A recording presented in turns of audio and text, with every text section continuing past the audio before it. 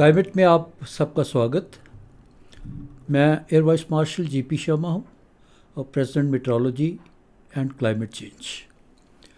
आज के पॉडकास्ट में हम ये करीब करीब कंटिन्यूएशन होगा पिछले सप्ताह का भी, और दो विषय इसके हम जिक्र करेंगे इनका। एक तो मानसून हाफवे थ्रू, जुलाई का महीना करीब करीब ख़त्म, और दूसरा एक और विषय ब्रेक इन मानसून। उसका मैंने जिक्र पिछले पॉडकास्ट में भी किया था, तो उसको ज़रा और विस्तार से इस पॉडकास्ट में उसका संज्ञान लेंगे। सबसे पहले तो हम देखें कि मानसून में हम कहाँ पहुँचे हैं अभी तक। 2 महीने का मानसून, जून और जुलाई को मिला के अभी तक क्या स्थिति है, देश के अलग अलग भागों में रेनफॉल की क्या स्थिति है। 1 जून से लेके 29 जुलाई तक कुल मिला के कहें तो मानसून सीज़न 107% है। जून का महीना 9% ज़्यादा था। जुलाई का महीना अभी तक कहें तो 5% ज़्यादा है। सबसे ज़्यादा रेनियस मंथ है मानसून का, और 5% ज़्यादा भी मायने रखता है। 280.5 मिलीमीटर के आसपास वर्षा होती है, तो 5% का कहने का मतलब है लगभग 16-17 मिलीमीटर ज़्यादा वर्षा है।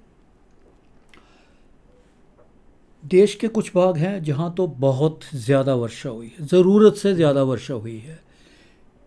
राजस्थान, मध्य प्रदेश, इवन गुजरात, ये वाले क्षेत्रों में देखिए 89% ज़्यादा वर्षा है, और अभी और वर्षा होगी। जैसे आज कल 2-3 दिन लेके चलें तो इसमें और ऐड हो जाएगा, करीब 100% तक ना पहुंच जाए ये वाली पॉकेट।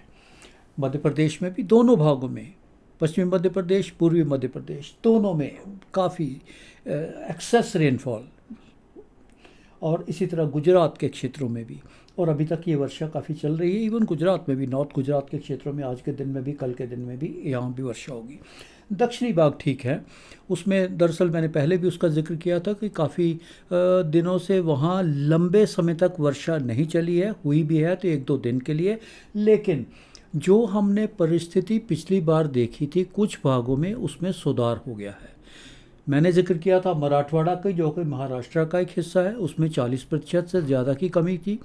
एक और मैंने मेंशन किया था रायलसीमा, जो आंध्र प्रदेश का हिस्सा है, ये वाला दक्षिणी हिस्सा, वहाँ पे कमी थी इतनी ही 40-44%। तीसरी कमी जो मैंने मेंशन किया था, जो कंसर्न का था, बिहार का था। बिहार में 55% तक कमी चली गई थी, बेटर हो गई है, अभी 40% तक का है। नॉर्थ ईस्ट इंडिया में अभी भी देखिए, अरुणाचल प्रदेश में अभी भी 44%, असम में 41%, और मेघालय में 56%। मेघालय एक ऐसी स्टेट है, छोटी स्टेट है, लेकिन इसको अबोर्ड ऑफ क्लाउड्स, मतलब जहाँ बादलों का डेरा लगा रहता है, बादलों का आवास परमानेंटली रहता है मानसून में, ये वो स्टेट गिनी जाती है। लेकिन इस बार अभी तक 56% की यहाँ पे कमी है। हाफ वे थ्रू मानसून आ गया। अब आगे बहुत ज़्यादा कमी हो जाए तो भरपाई मुश्किल हो जाती है, लेकिन एक अच्छा फेज़, जैसा मैंने अभी जिक्र किया, ब्रेक इन मानसून, उसका और विस्तार से बाद में करेंगे, उसके कारण इसमें बेहतरी होगी। असम में भी, अरुणाचल में भी और मेघालय स्टेट में भी कुछ आंकड़े बेहतर ज़रूर हो जाएंगे। कुल मिला के जैसे मैंने कहा, half way through the monsoon 107% अभी तक, और जुलाई का महीना भी प्लस 5% पर है। दूसरा हाफ इक्वली इम्पॉर्टेंट है, उस पर हम थोड़ा बाद में आएंगे। अभी एक बार देख लें कि जून और जुलाई का, जो मैंने पिछले सप्ताह भी उसका जिक्र किया था, दोनों महीने एक साथ अच्छे रहना। जुलाई 9% प्लस, और जून 9% और जुलाई 5%। पहले ऐसा देखने को बहुत कम मिला है। सबसे पहले देखें तो 2013 की बात है जब ऐसा हुआ था। उसके बाद से दोनों महीने एक साथ अच्छे नहीं रहे। जून अच्छा है तो जुलाई बिगड़ जाता है, और जुलाई अच्छा है तो वो जून बिगड़ जाता है। बहुत अच्छी बात है कि पहला जो हाफ है मानसून का अच्छा रहा है। हाँ, कुछ स्टेट्स में वर्षा ज़रूरत से ज़्यादा ज़रूर रही है, हो सकता है फसलों को कुछ नुकसान भी हो। राजस्थान जैसे क्षेत्र में, मध्य प्रदेश जैसे क्षेत्रों में, जो पश्चिमी मध्य प्रदेश है उसमें ये परिस्थितियाँ बनी हुई हैं। तो उसमें ज़रूरत से ज़्यादा वर्षा ज़रूर हुई है, लेकिन अदरवाइज़ हम अगर देखें तो दोनों महीने फर्स्ट हाफ ऑफ मानसून में परिस्थिति काफ़ी बेटर है, स्थितियाँ अच्छी हैं। मैंने पहले भी कहा था मानसून के चारों महीने अच्छे नहीं रहते और चारों के चारों कभी बिगड़ते भी नहीं हैं। 3 महीने तो अच्छे रहे हैं, काफ़ी बार रहे हैं, लेकिन चौथा महीना लगातार जो है बहुत कम आंकड़े हैं कि चारों के हैं ऐसा केस है कि चारों के चारों महीनों में ही मानसून बिल्कुल अच्छा रहा। हो सकता है इस बार भी हो। फोरकास्ट तो जुलाई अगस्त के सितंबर के भी अच्छी ही है। अब स्टैटिस्टिक्स के हिसाब से जाएं तो जैसे मैंने कहा चारों के चारों महीने एक साथ बहुत अच्छे रहें, ऐसा बहुत कम देखने को मिला है। ये तो परिस्थिति होगी जून और जुलाई की इसमें। अब हम आएंगे उस पर कि ब्रेक इन मानसून। देखिए ब्रेक इन मानसून का है कि देश के काफ़ी सारे भागों में वर्षा कम हो जाती है, बहुत ही कम हो जाती है, और जो रेनफॉल है वो फुट हिल्स तराई वाले जो क्षेत्र हैं उनमें ज़्यादा हो जाता है, और उसके साथ साथ जो उत्तर पूर्व भारत है उसमें रेनफॉल में बहुत ही तेज़ी आ जाती है। रेनफॉल अगर पहले तो सबसे पहले तो ब्रेक मानसून होता क्या है, देखिए मैं इस पिक्चर से आपको समझाने की कोशिश करूंगा। जनरली मानसून सीज़न में हम मानसून ट्रफ का जिक्र करते हैं, जो कि गंगाई क्षेत्रों में इंडो गंजेटिक प्लेन जो है उसमें से लेकर पश्चिमी बंगाल तक और नॉर्थ ईस्ट जो बे ऑफ बंगाल है वहाँ तक उस एक्सटेंड होती है। यहाँ से लेके गंगानगर से लेके दिल्ली के पास से लेके इलाहाबाद समेत झरसुगुड़ा, और उसके साथ साथ ये कोलकाता के पास से होके बंगाल की खाड़ी में। ट्रफ क्या होती है, उसके दक्षिण के ट्रफ में जो पश्चिमी हवाएं होती हैं और घूम के हवाएं जो जाती हैं उसके उत्तरी भागों में पूर्वी हवाएं होती हैं। जब ब्रेक मानसून होता है तो पूर्वी हवाएं नहीं होती हैं। जनरली मानसून में हम पछुआ कहते हैं या पुरबैया कहते हैं, इनका आम तौर पर उत्तर प्रदेश में बिहार में ज़्यादा जिक्र होता है ऐसे शब्दों का।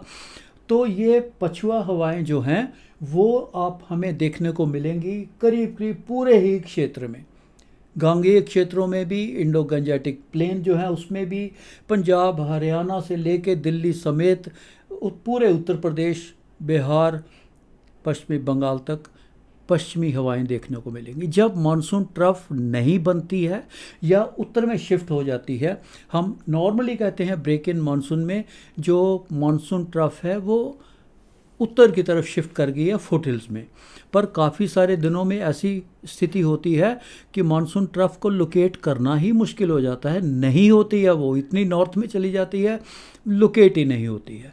पर आम शब्दों में हम जब कहते हैं आम भाषा में कि मानसून ट्रफ जो है फुट हिल्स में चली गई है, तो ये है ब्रेक मानसून की परिभाषा कि ब्रेक मानसून होता क्या है।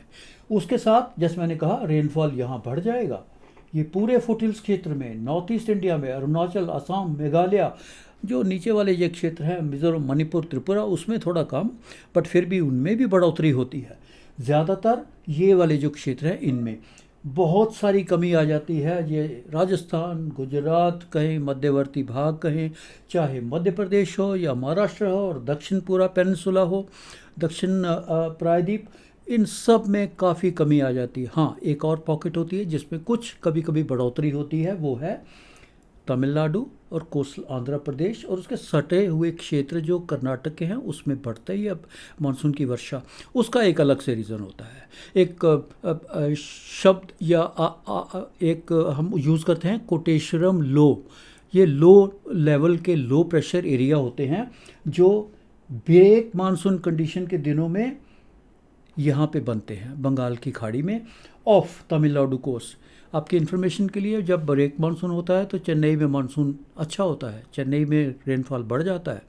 ऐसी परिस्थिति कोस्टल तमिलनाडु में होती है, वो इन सिस्टम्स के कारण होती है। कोटेश्वरम लो जो यहाँ बनता है आंध्र प्रदेश, कोस्टल आंध्र प्रदेश, तमिलनाडु और थोड़े कर्नाटक तक भी कुछ दिनों के लिए वहाँ वर्षा बढ़ जाती है। लेकिन ऐसा मैंने पहले कहा, बाकी सारे क्षेत्रों में ज़्यादातर वर्षा में बहुत कमी आ जाती है। तो इसका क्या असर होगा?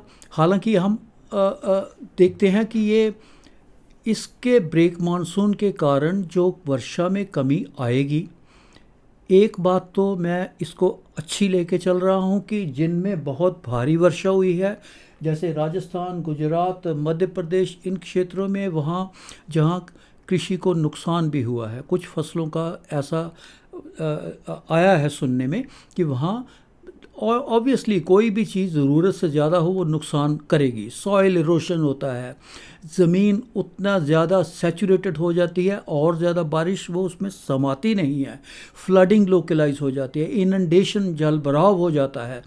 तो वो, और ये जैसे मैंने पहले कहा, राजस्थान में तो 2 दिन और बारिश है, आज के दिन में, कल के दिन में और परसों तक भी कुछ ना कुछ तो चलेगी, तो वो ज़्यादा फ़ायदेमंद नहीं रहेगी।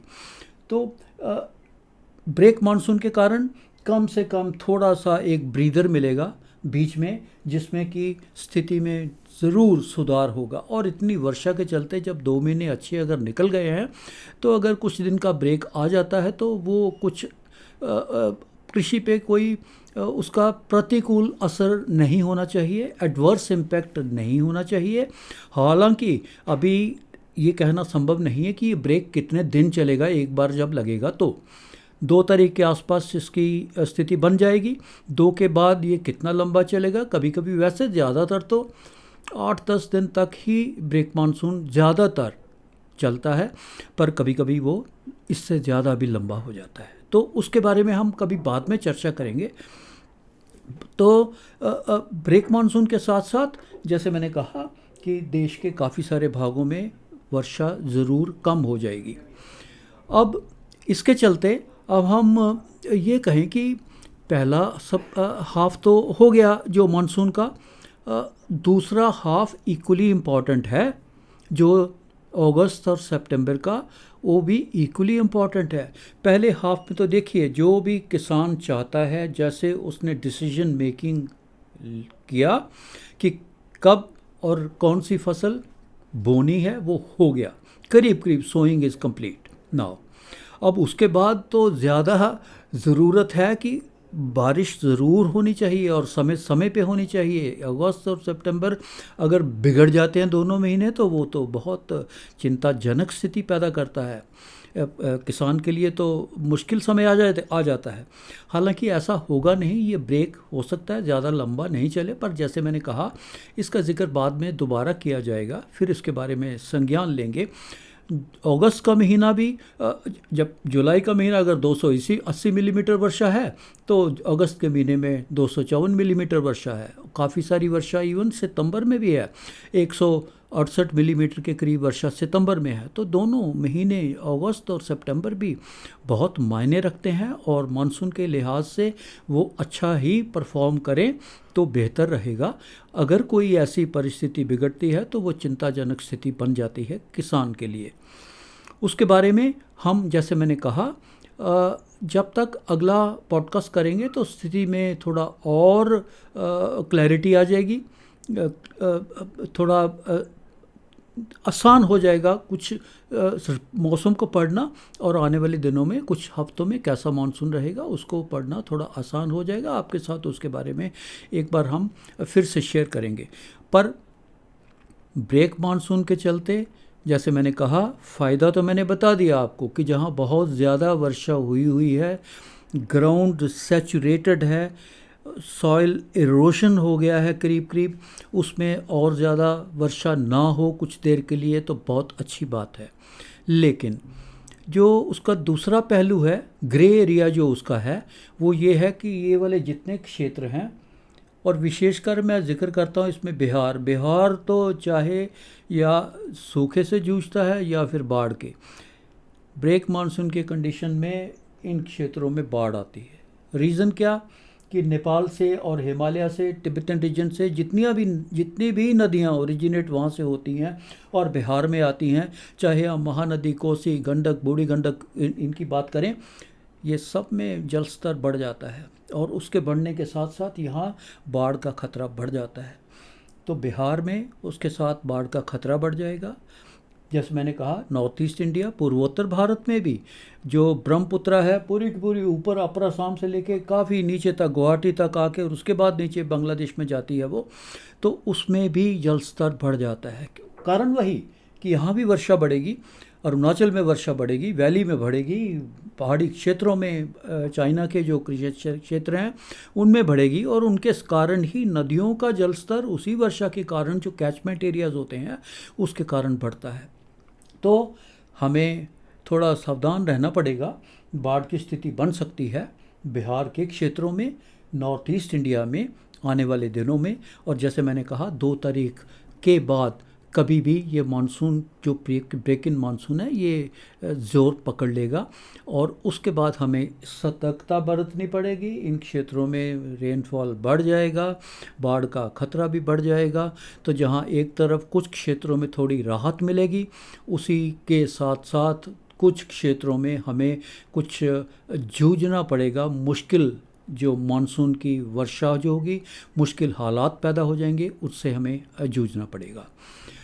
आज के पॉडकास्ट में केवल इतना ही।